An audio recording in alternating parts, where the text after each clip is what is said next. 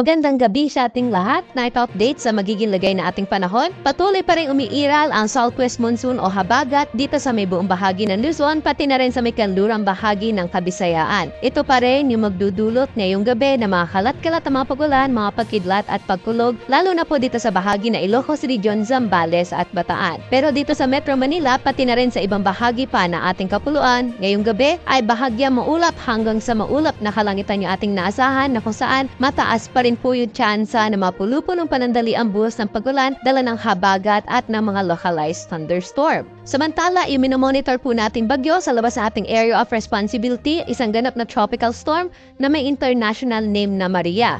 At kung makikita natin dito, malayo po ito sa ating area of responsibility at wala itong direktang epekto sa anumang bahagi ng ating bansa. Bukod dito sa binabantay nating bagyong Maria ay wala naman po tayong namamataan ngayon na panibagong low pressure area o bagyo na posible makaapekto sa ating bansa.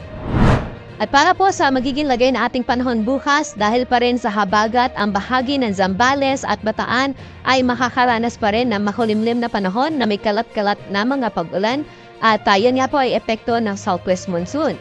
Pero dito sa atin sa Metro Manila, pati na rin sa nalalabing bahagi pa ng Luzon, ay journey fair weather condition po yung ating inaasahan bukas na kung saan sa umaga hanggang tanghali po ay mababa ang tsansa ng mga pagulan natin. Pero hapon hanggang sa gabi, asahan na po natin ng mga karanas layo ng mga isolated cases o yung mga panandaliang buwas ng pagulan epekto nga na habagat at ng mga localized thunderstorm. Temperatura po natin sa Metro Manila, 25 to 32 degrees Celsius. Baguio City, 17 to 24 degrees. Sa lawag naman, pati na rin sa Legazpi City, aabot sa 32 degrees ang maximum temperature.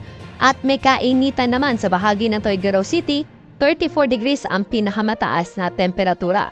Sa mga pupunta naman po sa Tagaytay, 24 to 31 degrees ang agwat ng temperatura.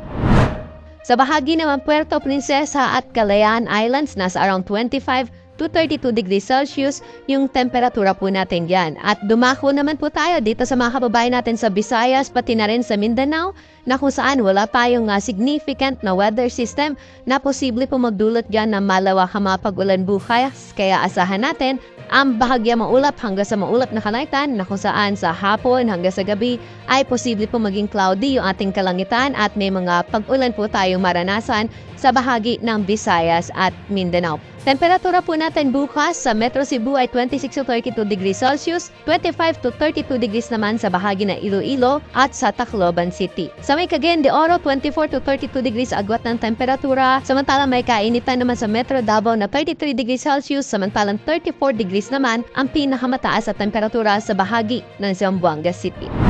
Sa mga kababayan naman po natin na maglalayag, magandang balita dahil wala pa rin ho tayo nakita sa gale warning sa anumang baybayin na ating karagatan at generally magiging banayad hanggang sa pamtaman lamang ang mga pag-alon sa ating karagatan.